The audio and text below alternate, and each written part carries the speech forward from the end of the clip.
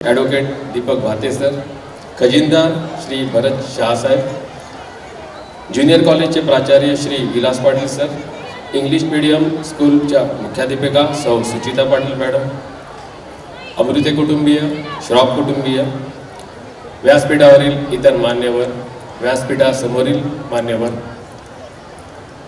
पत्रकार, शिक्षक, शिक्षकेतर कर्मचारी, पालक व विद्यार्थी मित्रांनो,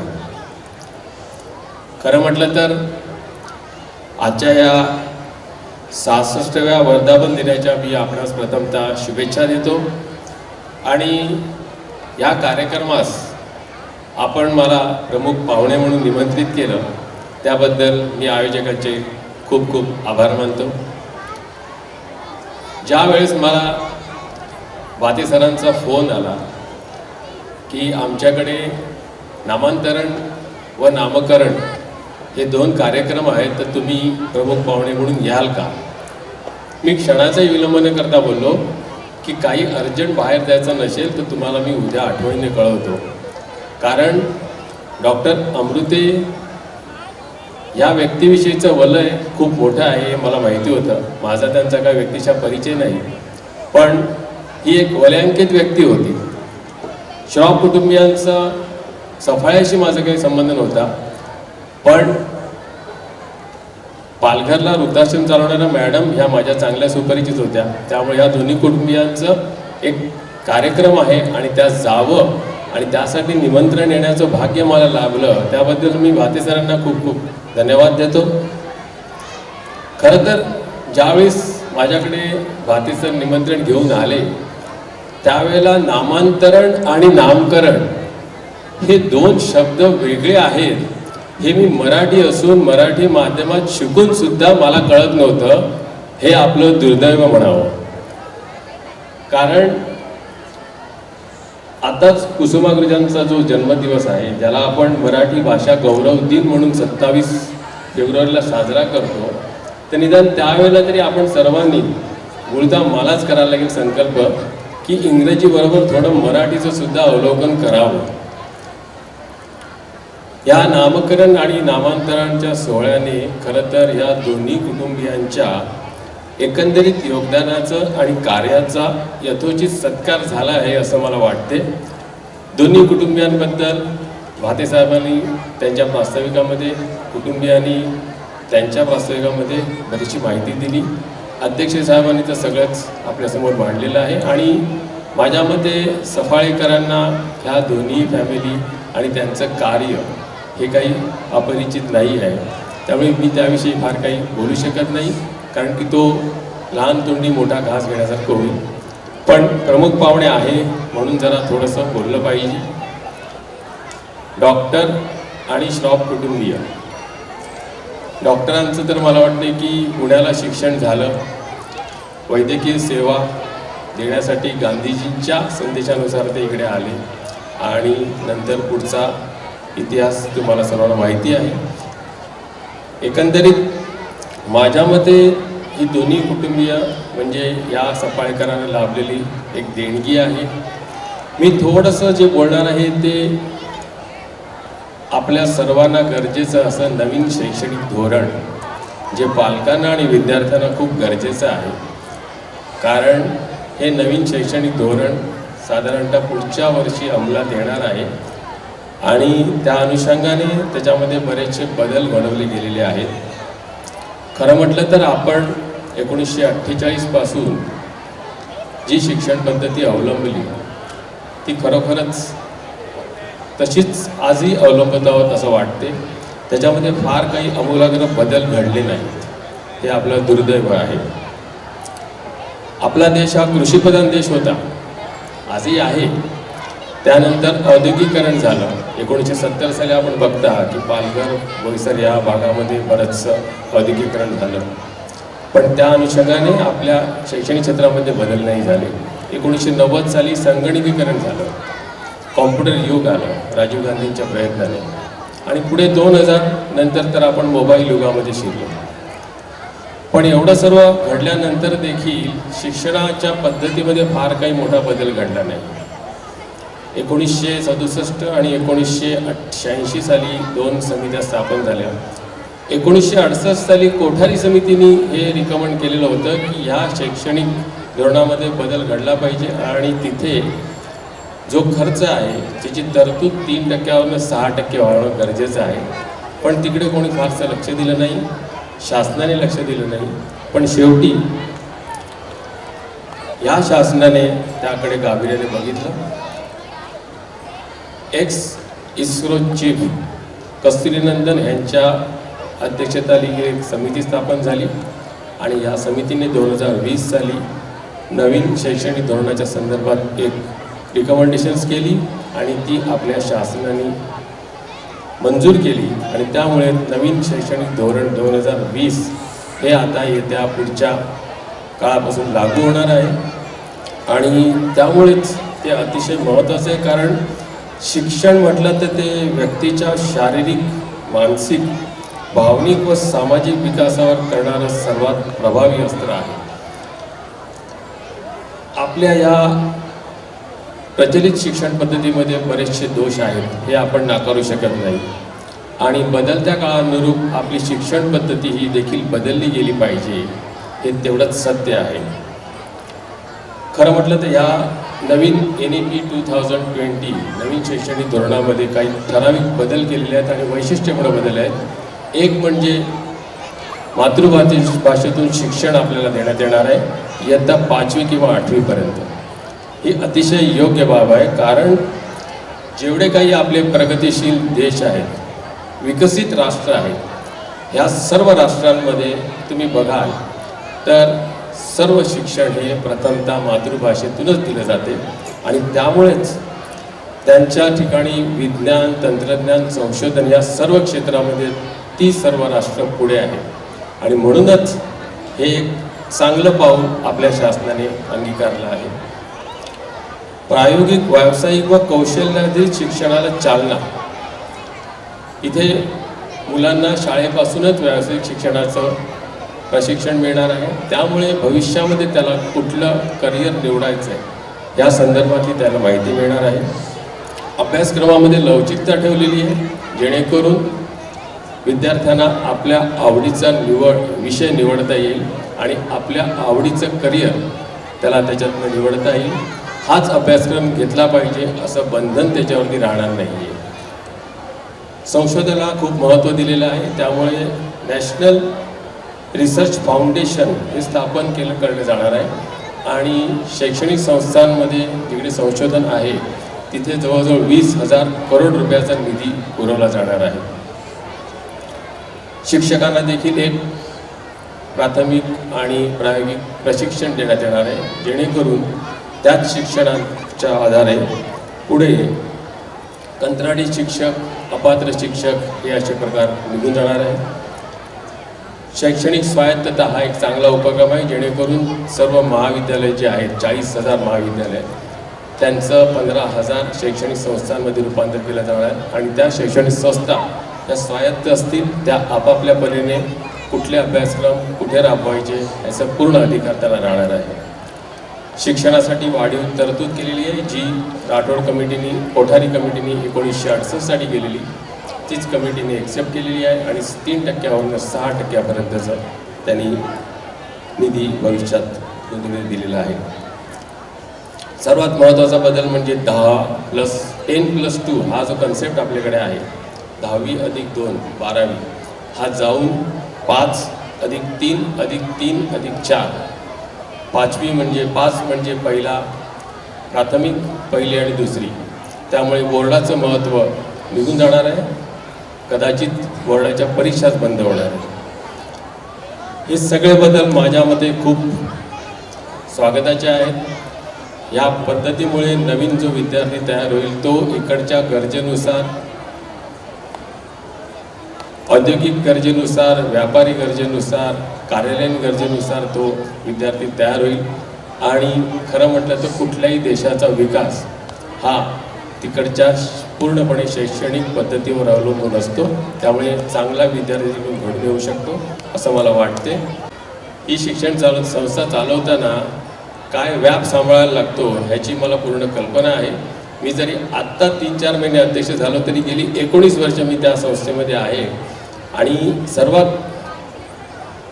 महत्त्वाचं आणि सर्वात मला जे आवडलं ते म्हणजे की इकडचे माजी विद्यार्थीच या संस्थेचे संचालक आहेत आणि ह्याच्यासारखा सुवर्णयुग कुठलं नाही.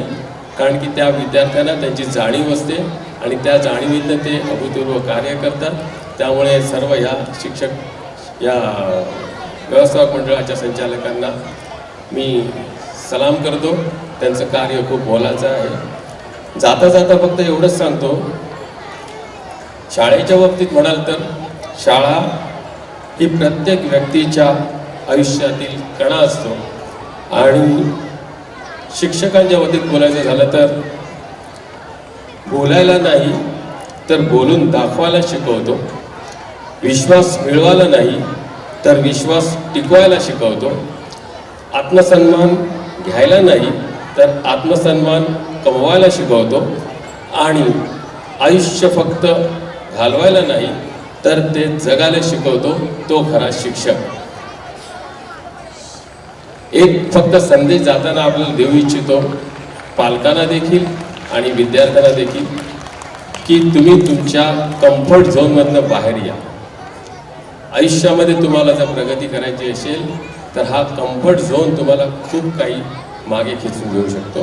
तुम्हाला जर प्रगती करायची असेल तर कम्फर्ट झोन हा महत्त्वाचा आहे. यासाठी मी तुम्हाला एक छोटंसं उदाहरण देतो की हा कम्फर्ट झोन फक्त मनुष्यामध्ये आहे, प्राण्यांमध्ये नाही आहे. जिराफ हा प्राणी आपण सर्वांनी ऐकला आहे. जिराफाची माता जेव्हा मादी आपल्या बाळाला जन्म देते त्यावेळेला ते बाळ जिराफाच्या उंचीमुळे साधारणतः तिच्या उदरातनं 6 फूट उंचीवरनं खाली पडते. खाली पडल्यानंतर त्याच्याभोवती बाकीचे जिराफ सर्व जमा होतात. ती माता त्या जिराफाच्या बाळाजवळ जाते आणि त्या बाळाला उठवण्याचा प्रयत्न करते. पहिला त्याला प्रेमाने चाटते. तो उभा राहत नाही हे बघितल्यानंतर ती त्याला फुटबॉलला जशी किक मारली जाते तशी जोराने किक मारते, लात मारते.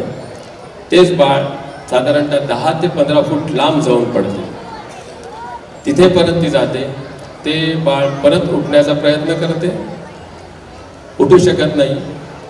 तिथे परत जाते. तिथे गेल्यानंतर ती परत उलट्या बाजूने त्याला परत लात मारते. हा प्रकार तिथपर्यंत चालू राहतो जिथपर्यंत ते बाळ स्वतःच्या पायावर उभं राहत नाही.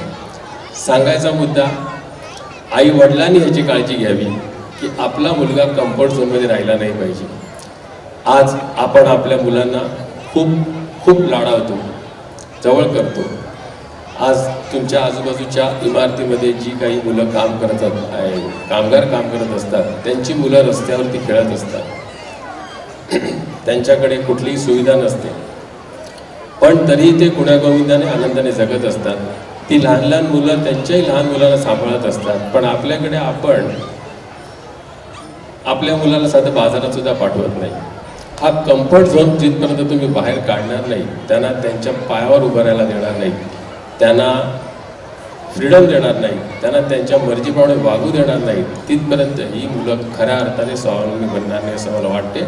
ह्याची सर्व पालकांनी काळजी घ्यावी. कारण ह्या जगामध्ये आता मोबाईल युग आलेलं आहे आणि मोबाईलचे काय परिणाम आहेत हे आपणा सर्वांनाच माहिती आहे. हे मी वेगळं काही सांगायची गरज नाही आहे. आणि ह्या मोबाईल युगामुळेच मी तुम्हाला कम्फर्ट झोनचं उदाहरण दिलं आहे. जास्त वेळ घेत नाही कारण की उशीर झाला आहे. आपल्याला सांस्कृतिक कार्यक्रम बघायचे, मला माहिती आहे आपल्याला भाषणं ऐकायची नाही आहे, म्हणून इथेच थांबतो. जय हिंद, जय महाराष्ट्र.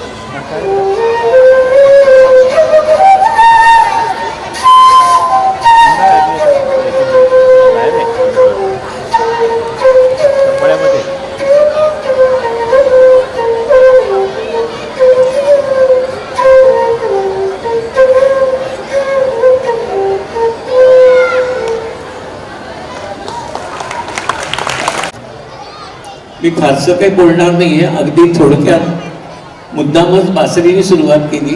याचं कारण भाऊंची आठवण मला सद्गतीत करत होती. पार्ल्यावरून सफाळ्याला आल्यावर भाऊंची भेट व्हायची आणि भाऊंना संगीताची आवड आहे हे मला मुद्दामच सांगायचं होतं.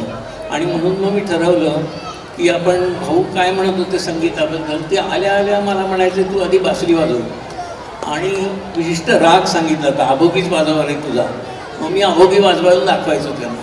म्हणून मला आत्ता असं वाटलं की आपण भाषणाची सुरुवात अभोगी रागानेच करूया, थोडीशी सुरावट वाजवूया. म्हणजे भाऊंना तर आज आनंद झाला असेल, भाऊच्या आत्म्यांना आनंद झाला असणार. आज त्यांच्या नावाचं नामकरण झालेलं आहे. आणखी बासरी हे एक प्रकारे त्यांना मी सुरांजली अर्पण केली असं म्हणायला हरकत नाही. एरवी आपण श्रद्धांजली म्हणतो, पण ही सुरांजली झाली. आता मला जास्तीचं एका गोष्टीचं खंत आहे की भाऊंचं अंत्यदर्शन मी काही घेऊ शकलो नाही, कारण त्यावेळेला करोना होता आणि करोनाच्या काळातच त्यांचा अंत झाला. नंदिनी वहिनींचाही झाला आणि त्यावेळेला कोणाला काही येता आलं नाही. पण जास्ती आणखी खंत काय होती की मी भाऊंच्या एका सत्काराला आलो होतो, पण दुसऱ्या सत्काराला 75च्या येऊ शकलो नाही. त्यावेळेलाही मला असं खंत वाटत होती की भाऊ आपले एवढे मोठे विकास पुरुष असं म्हटलं गेलं आता, फार मोठे गृहस्थ किंवा आम्हाला अभिमानास्पद असं त्यांचं कार्य हे आम्ही नेहमीच बोलत असतो, सांगत असतो. तर त्यांच्या 75च्या याला मी येऊ शकलो नाही, कारण मी डहाणूला कॉलेजचा प्रिन्सिपल होतो आणि कॉलेजमध्ये परीक्षा चालू होती. तर परीक्षा 6 वाजेपर्यंत असली होती आणि तिथे काय म्हणतात ते की प्रिन्सिपलनी तिथे हजर असलंच पाहिजे, ह्यासाठी मला तिथे थांबणं आवश्यक होतं. म्हणून भाऊंच्या सत्काराला मी येऊ शकलो नाही, पण दुसऱ्या एका सत्काराला मी आलो होतो. आणि मधून जाता येता घोलवड ते पार्ले जाताना सफाळामध्ये लागतंच, त्यामुळे पुष्कळदा जाणं येणं होतं. तसं म्हटलं तर सफाळ्याचं आणि माझं नातं केवळ म्हणजे भाऊ आल्यापासून पुष्कळदा आहे, पण फार पूर्वीची मला आठवण जास्ती आहे. आताची हल्ली मी काल जेव्हा भाते सरांनी मला शाळा दाखवली तेव्हा मी चाट झालो, अचंबित झालो की एवढा मोठा परिसर आणि एवढी मोठी इमारत, एवढी मोठी शाळा संस्था चालवायचं काही सोपं काम नाही. पण सफाळ्यातल्या ग्रामस्थांनी आणि दानशूर व्यक्तींनी मदत केल्यामुळे आणि सफाळा गावच्या सगळ्या लोकांनी एकीने एक मोठं शिक्षण संकुल उभं केलं आहे, याबद्दल मला अतिशय आनंद झालेला आहे. आणि तो आनंद व्यक्त करताना मला काय आर्थिक परिस्थिती चांगली नाही आहे, त्यामुळे मी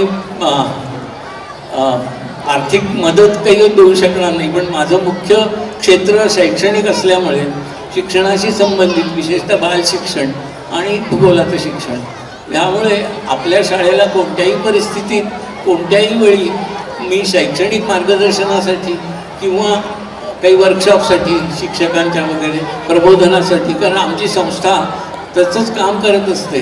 मी आयनाला वाणगावजवळ आयना आहे, तिथे ग्राममंगल संस्थेतर्फे पानसे सर, रमेश पानसे प्राध्यापक, बालशिक्षण तज्ज्ञ, अनुताई वाघांचे भाचे यांनी संशोधन करण्यासाठी म्हणून तेथे बालशिक्षणाचंच संशोधन करण्यासाठी एक संस्था काढलेली आहे.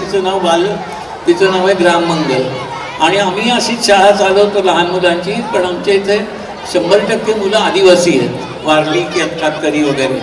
त्यामुळे आमचे आणखी प्रश्न निराळेच आहेत. परंतु तरीही बालशिक्षण चांगलं तितकं होईल, तितकं पुढचं शिक्षण चांगलं होईल ह्या दृष्टीने आम्ही सतत प्रयत्न करत असतो. प्राध्यापक पानसे सरांच्या मार्गदर्शनाखाली मी तिथे लहान बालकांसाठी पुस्तिका खुद्द बालवाडीत जाऊन शिकवणं आणि आपण अनुभव घेऊन परत नवीन काय करता येईल याचा नेहमी विचार करत असतो. माझी आत्तापर्यंत काम 2 प्रकारे झालेलं आहे.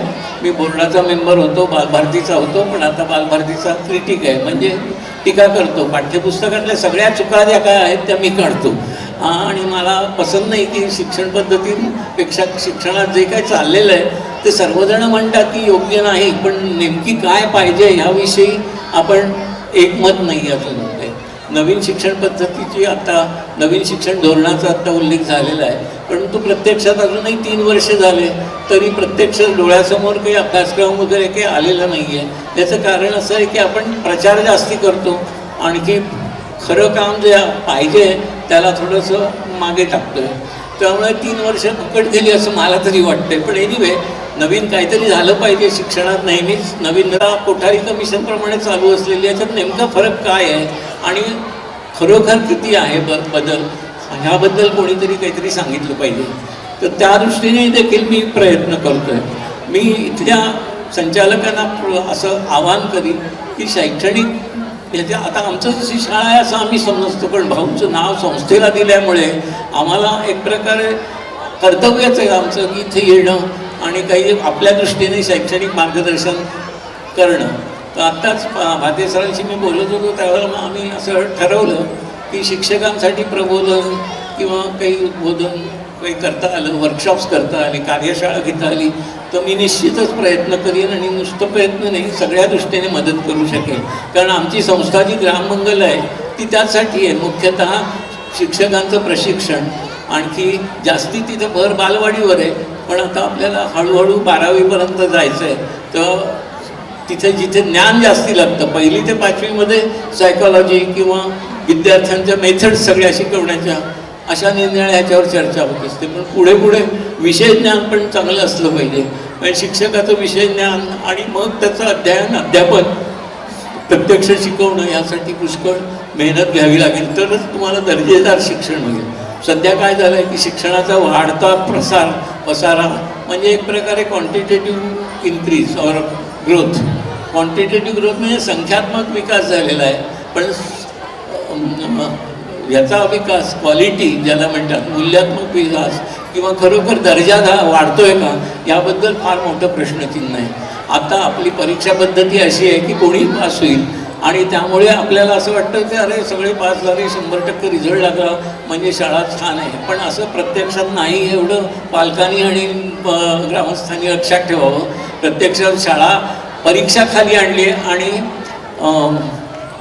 पास सगळेजण होत आहेत. तेव्हा लक्षात ठेवा की खरं शिक्षण आपणच करू शकू. सरकार करेल असं माझा आता विश्वास उरलेला नाही आहे. मला असं वाटतं प्रत्येक शाळेने आणि संस्थेने स्वतःचा तर विचार करून विद्यार्थ्यांची दर्जा कसा वाढेल आणि त्यासाठी शिक्षकांचाही दर्जा वाढला पाहिजे आणि त्यासाठी प्रबोधन आणि कार्यशाळा आवश्यक आहे असं मला वाटतं. आणि त्यासाठी मला जे काही करता येईल ते मी करीन. माझी आत्तापर्यंतची पुष्कळ पुस्तकं विशेषतः नकाशाशी संबंधित आणि संबंध भारतभर चालतात. ICSE CBSE सगळी पुस्तकं मी लिहिलेली आहेत, पाठ्यपुस्तकंही मी लिहिली. त्यामुळे मला जास्तीत जास्त रस असा शिक्षणातच आहे. शिक्षणाचा दर्जा कसा वाढेल याला महत्त्व आहे. या दृष्टीने मी तुम्हाला 1-2 गोष्टी सांगाव्याशा वाटतात. आचार्य विनोबा भावेंचं शिक्षण विचार एवढं जरी आपण सगळ्यांनी विशेषतः शिक्षकांनी वाचलं तर लक्षात येईल की खरं शिक्षणावर चर्चा आणि विचार पहिल्यापासून स्वातंत्र्य मिळण्याच्या आधीपासून चालू झालेलं होतं.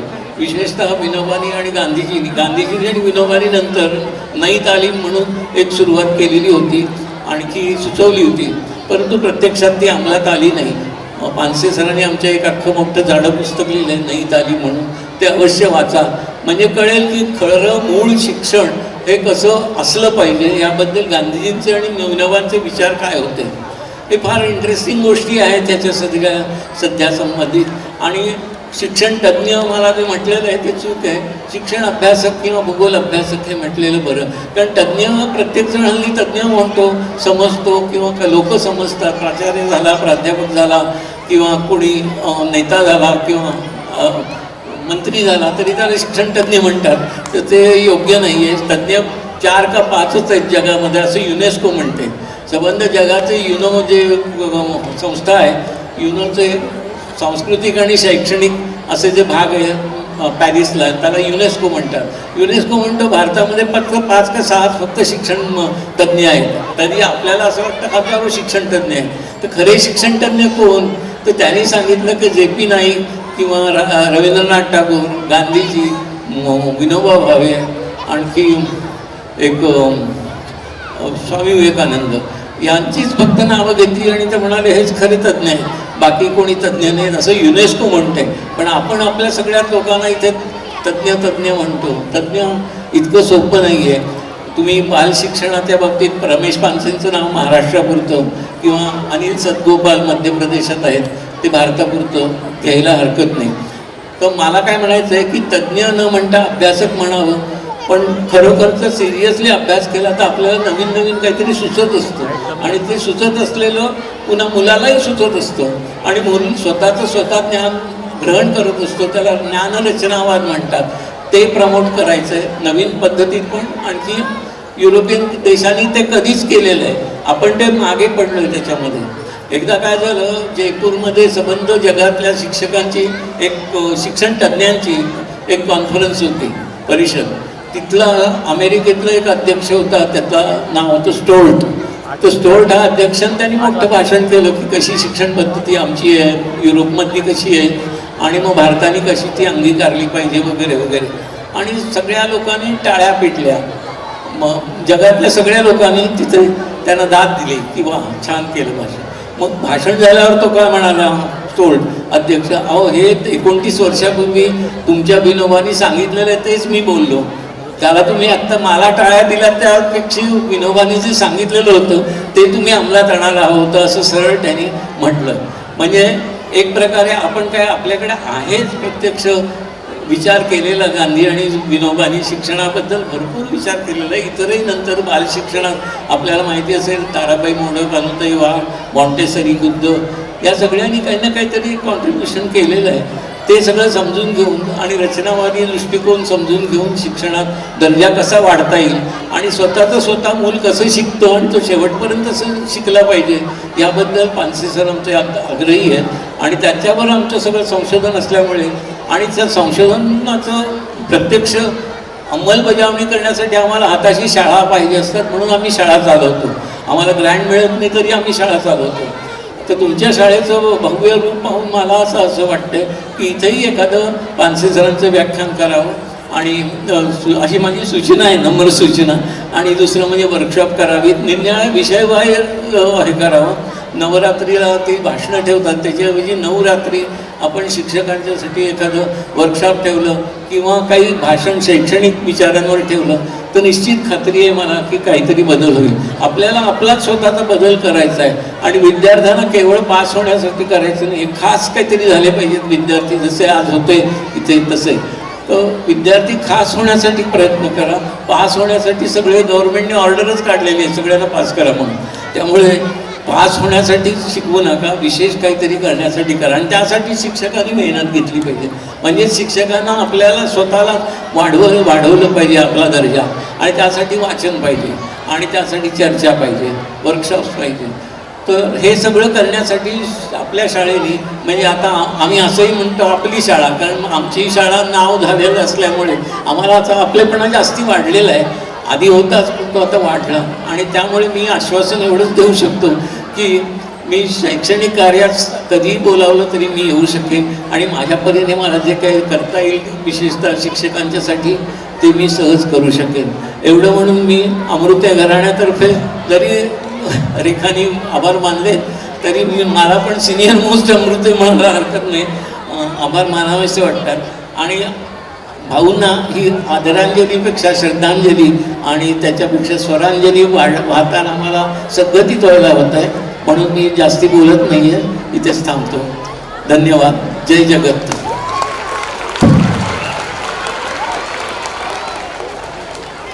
धन्यवाद आदरणीय प्राध्यापक विद्याधरजी अमृते सर. आपले शुभेच्छा आणि आपले मार्गदर्शन नक्कीच आम्हा सर्वांसाठी प्रेरणादायी आहेत. यानंतर या मंचावर आपल्याला एक प्रात्यक्षिक पाहायला मिळणार आहे, ते म्हणजे राष्ट्रीय खेळाडू आणि योगासनामध्ये ज्याने राष्ट्रीय स्तरावर जी कामगिरी केलेली आहे, उंचावलेली आहे, असा योगासन खेळाडू कुमार विदिश जयेश राऊत हा आपल्यासमोर एक प्रात्यक्षिक सादर करणार आहे.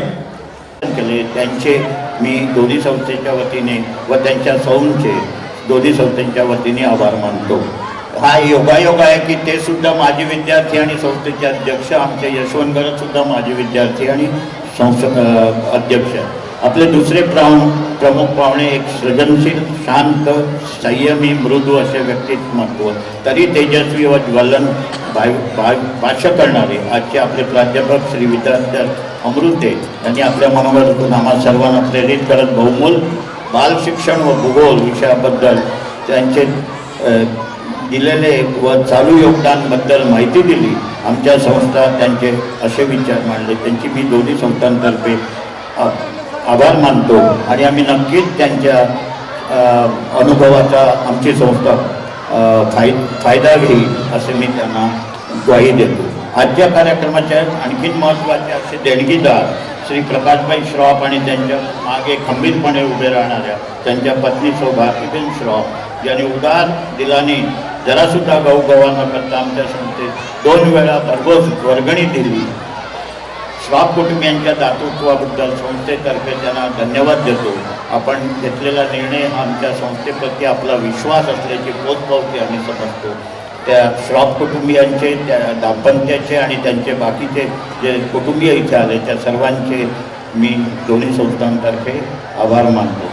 त्याचबरोबर त्यांना प्रेरित करणारे आमचे सिनियर मित्र ॲडव्होकेट तरडे साहेब यांचे पण मनपूर्वक आभार मानतो. आम्ही अमृते कुटुंबियांचे म्हणजे स्वतः भाऊ बहिणी की ज्यांच्यासमोर आम्ही पूर्वी प्रस्ताव ठेवला होता आणि मग कोरोना आला, नंतर प्रोसिजरल ॲस्पेक्टमध्ये ट्रस्टच्या परवानग्यांच्या संदर्भात म्हणून थोडासा वेळ गेला आणि त्यांची मुलं, सून, जावई, मुलगी या सगळ्यांनी ते आम्हाला म्हणजे संमती दिली संस्थेला भाऊंचं नाव देण्याबद्दल. तर आम्ही त्या कुटुंबाचे, अमृती कुटुंबियांचे संस्थेतर्फे आभार मानतो.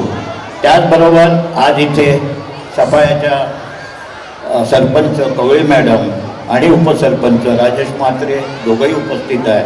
त्यांचे पण मी आभार मानतो.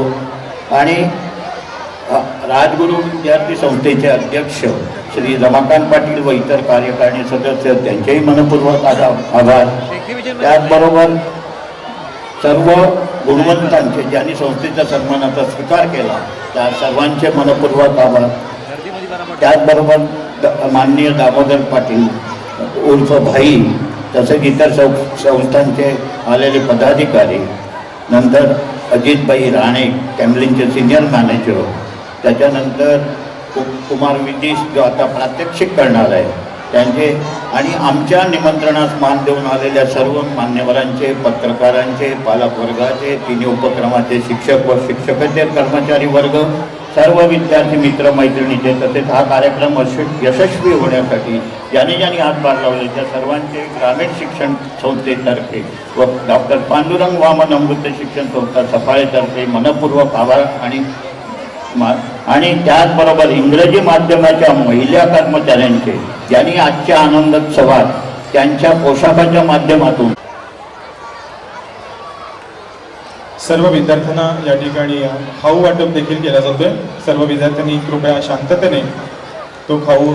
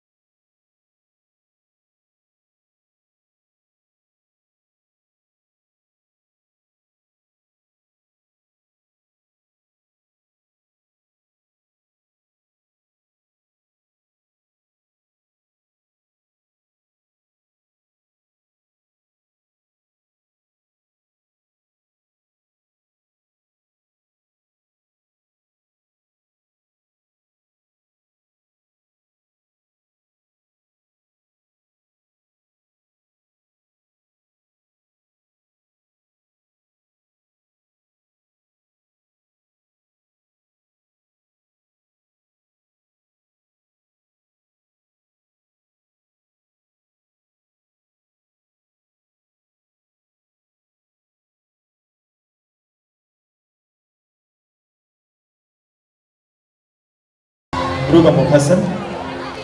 जोरदार टाळ्या झाल्या पाहिजेत विधीसाठी. खरोखर विधीश योगासन तू इथे सादर करताना आम्हाला तुझा नितांत अभिमान वाटतोय. तुला पुढील वाटचालीसाठी हार्दिक शुभेच्छा. थँक्यू. आसनाची व्यवस्था त्या ठिकाणी करायची आहे.